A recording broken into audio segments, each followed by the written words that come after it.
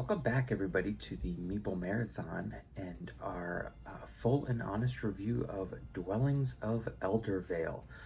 This is by Luke Laurie and Breaking Games. This is one of the newest, hottest games. It was released in 2020, but is gaining a lot of popularity here at the beginning of 2021. This is a worker placement slash tableau building hybrid game. Which has some really interesting elements of worker placement mixed with building out a tableau of cards, all in an effort to score the most points. So in typical fashion, let's go ahead and get started with what I don't like about the game. And this, to be very frank with you, was very difficult to come up with anything that I really just did not like about the game. I have a fairly long list of mixed things, but there was really nothing that I don't like about the game. And so this one thing that I'm going to mention is really just kind of comes with the territory. If you've got a large box, very intricate worker placement game, but it's not even that intricate, but the setup time. The setup does take a while, and I could not even imagine trying to set this game up without the advantages of all of the included game trays that come in the game. Like, for example, the dungeon tray here, which literally, as long as you take the time to store it away properly, makes setup twice as fast. But the simple fact that you're going to go around and you're going to pick your element, then you're going to pick the faction within your element, because there's two for every element, and then you have to pick the other elemental factor, the other elements. It's player count plus 2.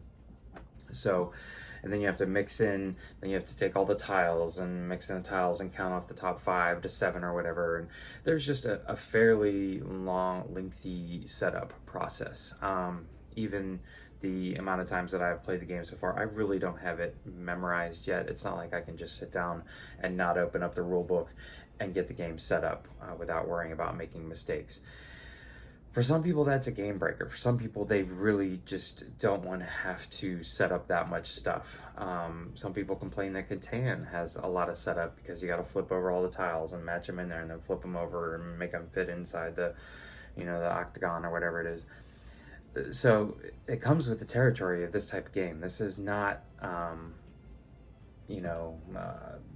trouble or sorry. It's not like just putting your 4 pegs out and then you're ready to go. This is not Crazy Eights where you just deal some cards. So there is going to be some setup. This one has a lengthy setup. But again, that's really, I don't even feel like that can be a negative, because it just kind of comes with the territory. There's a lot going on with this game and it's all great. So you deal with setup or you don't play it. But anyways, that's the only negative I can come up with. So let's move on to what I have mixed feelings about. And this is where, if I have any negative things to say about the game, they're going to come in this area. And the first one is in the battles and the monsters. And I'm kind of combining them together for a specific reason. And those reasons are that I almost feel like they're too simple. But at the same token, I really appreciate that, like, the monsters don't dominate. This isn't Monster Hunter. This is Dwellings of Eldervale. This isn't, Monster Hunter the game. So the monsters don't dominate the game or trying to figure out how to hunt down the monsters. They're just kind of there. And also the battle this game isn't all about battles. This isn't Risk. So, it's just kind of there. And I think part of the problem why I'm even emphasizing it is because it does tend to be a prominent part of the game in the solo mode. And I'm going to talk a little bit more about that in a minute.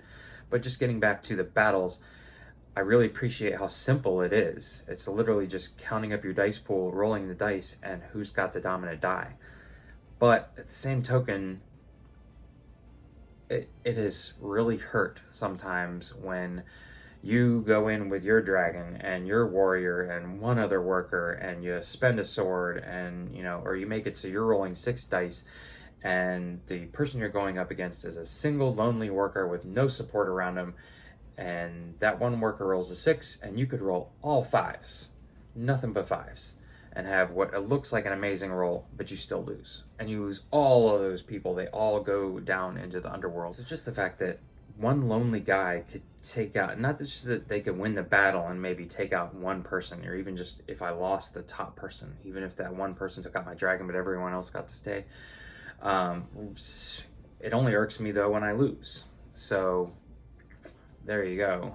When it goes against me, when I'm in favor of it, or when my one lonely guy gets lucky and takes out a couple people, like, yeah, let's go.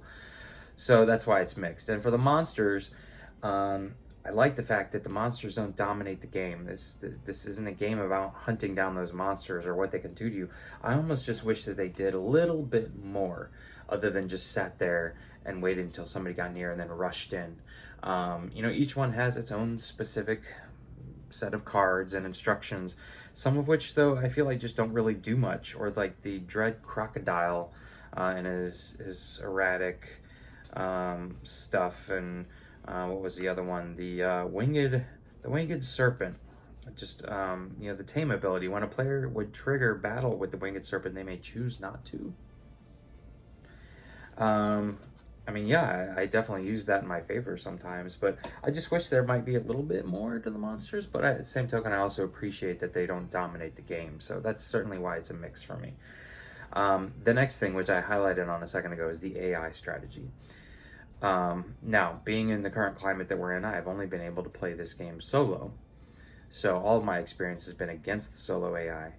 And I think this game is brilliant. I'm just going to say it now. And the solo AI, I feel like, really changes how the game is played, and that when I do finally get the chance to play this against real people, the game's going to play entirely different because of the way the solo AI and the Watcher meeple works, which is way down the bottom of the box. I'm not going to grab them out. But since the Watcher follows you around, and then the solo AI needs to position their workers a lot of time around where you just were, they're kind of haunting you, which makes sense. They're ghosts of Eldervale. But a lot of times they end up plopping down in the same location as you, which in turn turns into a lot of battles. I feel like there's a lot more battles when you play against the AI than you would with playing against humans, because I feel like humans generally would play the odds, and they're like, he's got his dragon there, I'm just placing my worker, I need to go somewhere else because the odds are against me. Humans would probably think about that. You may have one friend who's just like, screw it, I'm going, because you can do your action and then battle. In worst case, you lose your one little worker. What do you have to lose? You already got your piece. But again, I feel like the way the AI strategy works with that Watcher, I would love to see, like, if they do some expansions for this game or some follow-ups to this game, like a second or third even AI strategy deck, where they kind of change up how far away from the Watcher they play, or where the people play, to maybe make it so that, okay, you could play the one where they're very battle focused and they're going to do a lot of battle with you, or maybe they're just focused on staying away from you, or maybe their focus is on the monsters and taking out the monsters, which is going to give you lots of stuff. It's going to get you up the elemental track, and I guess that's really the big thing, up the glory track. So yeah, I would love to see just a little bit more out of the solo AI, maybe just in alternative decks. I would love to see Breaking Games and Luke Glory come out with another 2 or 3 decks for the solo AI that would just kind of change up how it plays, so it's a little different every time, or I can choose how I want to play it. The other thing that's mixed for me, and again, this is really getting nitpicky, but I mentioned in my unboxing, is the size of the box. This is the second biggest box, only by like an inch, in my collection, and obviously the biggest one is Gloomhaven. So the size of this box is roughly the size of Gloomhaven, and there's a lot of content in here, but there's also these 2 big these 2 cardboard kind of holders to hold the shape of the box, help hold the shape of the box. Now, those are because I don't own the Monsters or Legendary Monsters expansions. If I did, those would fit right into the box. There's even a spot at the bottom of the box on the far left side of the tray for the sound effects bases, which I personally think are a little ridiculous, and I don't ever see myself spending the money on purchasing them. So I feel like I have this huge box, which I have to figure out a place to put on my shelf, yet I only use half of it. But the reason it's a mix is that, at the same token, for someone who is really big on storing their games and how their games are stored. I really appreciate that they went ahead and figured out how to get all of their expansion material into the main box, so that you're not just having to have a separate box that, you know, just adds more to your shelf. So that's certainly why it's a mix, because I can see how you'd be really excited about it if you did own everything. If you went all in on Dwellings and you owned everything and you were able to get it inside this one box with this storage solution, fantastic. I just don't happen to own all that other stuff. I'm fine with the standees for the monsters. I don't need the miniatures, so I don't need this box. But again, I understand why it's there. And the last thing that is a mix for me, which I've really kind of struggled with, is the elemental tiles. I almost feel like they're too simple. It's literally just go and you mill the resource, which I know is kind of like the crux of worker placement. It's like what worker placements are based upon. So I'm not trying to besmirk the nature of the worker placement game. I almost just wish there was a little bit more, maybe like, you know, there's the one tile that's got the monster layer on it, and then there's maybe just the one tile that's got nothing but resources on it. Why not have made that third tile just do a little bit something extra? I don't know. I just wish that, and I think a lot of it comes from the fact that when I go there, my turns are just so quick that I'm almost like,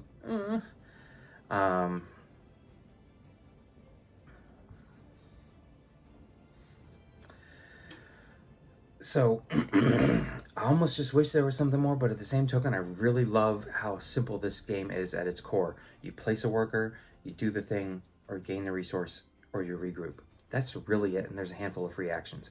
But teaching this game is really simple. Mastering this game is far from simple, and that's something I really appreciate.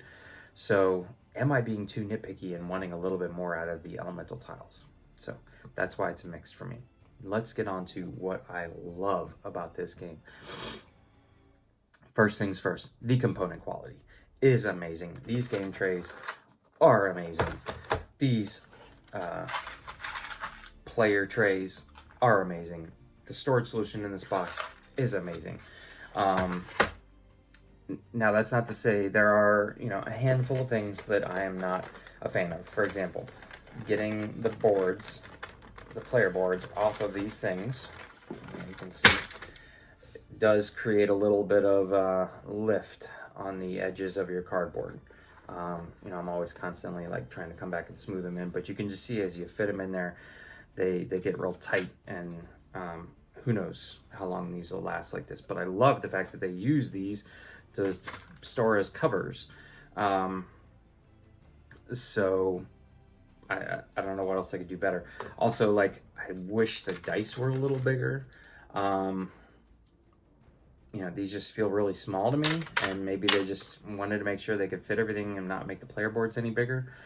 And also, I guess when you're rolling, you know, if you have entered into a battle with the AI and a monster and yourself, and you're rolling like 12 plus die, I guess it's nice that they're a little small, but I just wish they were a little bigger.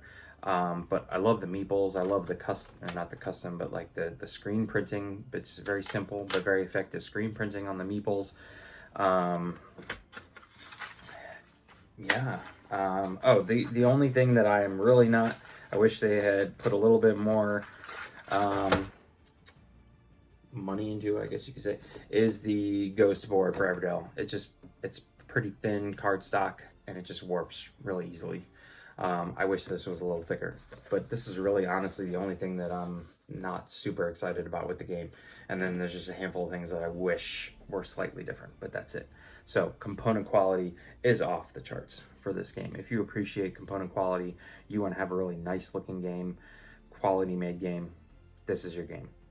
The next thing that I really love about this game is the tableau worker placement hybrid that it is. The game at its core is this really, I know it's not the only one out there, because Everdale, as I was thinking about what I was going to say during this review, is pretty much the same thing. Everdale is a tableau builder. I've always called it a tableau builder, but it's also got that worker placement element in there. So Everdale's not that far off from Dwellings of Eldervale, but they are they feel very far apart.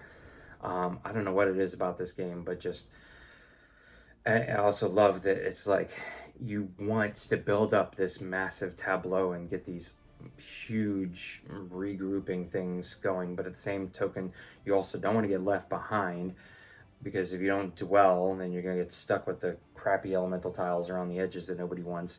And also, unless you play with the Oracle, but even then, most of the time when you purchase cards to add to your tableau, you are advancing the game, which is like a beautiful mixture of give and take as far as the gameplay is concerned, because you really can't just build up this massive tableau. So it really makes you think about maximizing your time when you go to purchase a card. And what do you want to do with it? And do you purchase two? Because if you just play with the dungeon tile, you better get ready to purchase two to maximize your time. So just this whole aspect of it, and with the worker placement regards, just the simple fact that, like I've said this before, this is literally just you either place a worker and do what it says or collect the resources, or you regroup your workers. And that's the choice you have to make on your turn. It's so simple. Do you place them or do you bring them all back? And then bringing them all back, that's the exciting part. I've never heard a reviewer not mention this, that most of the time when you regroup workers in a worker placement game, it's kind of boring. It's like your down turn.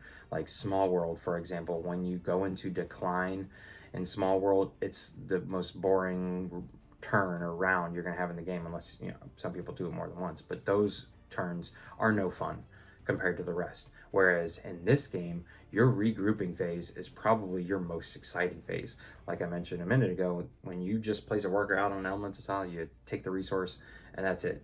Other than trying to decide, maybe you slot it into one of your cards and that's exciting, but it's not nearly as exciting as regrouping all your workers and activating those cards in your tableau, which is just really awesome in my opinion. And the last thing that I think is the whole reason why I keep coming back to this game and wanting to play it, even though I understand the AI and I know how to beat the AI, I'm not perfect against the AI. They've gotten me a couple times, and a lot of it comes down to dice rolls, but the thing that keeps me coming back time and time again are the variable factions. The fact that there's 8 elements in the game, and every element has 2 different factions, and every single one of the 16 plays a little bit differently because of the 2 special unit powers that they have given. Sometimes it's with the wizard, sometimes it's with the dragon, sometimes it's the warrior, and you can even see here, sometimes it's with the worker. And just this little bit right here is enough for me. Now, the components are amazing, the game trays are amazing. Yes, setups a BITCH, but I get excited about, what color am I going to play with this time? And then I'm deciding, which faction within that elemental color am I going to play with? And as I'm deciding, I'm like, I'm definitely going to have to come back and play the wind faction so I can be I've already been the Skyborn Avians, so I forget who the other side is, but, it's like, I guarantee you I will play this game over the next couple months at least 16 times so that I can test out every single faction at least once. And probably more than that, because I'll probably have, eventually found a way to play with other people, and I'll probably pick some of my more favorite factions that I've already tried when I'm playing against other people. But as far as playing solo is concerned, I definitely intend to plow through each and every one of these factions just to test them out. So for me, that is the highlight of the game, is the variable faction powers, that in the game trays. So there you have it, ladies and gentlemen. That is my full and honest review for Dwellings of Eldervale, which is finishing up its Kickstarter deliveries now, and there are plans to have this available in retail stores. I know that at least through Breaking Games website, you can go on Breaking Games website and add yourself to their newsletter list to be notified when the game is available on their website. So if you are interested in this game, keep an eye out, because it'll be hitting store shelves very soon. If you enjoyed this video, please consider giving it a thumbs up. And if you'd like to see more content like this, please consider subscribing to the channel. Once again, thanks for watching. Have a great night.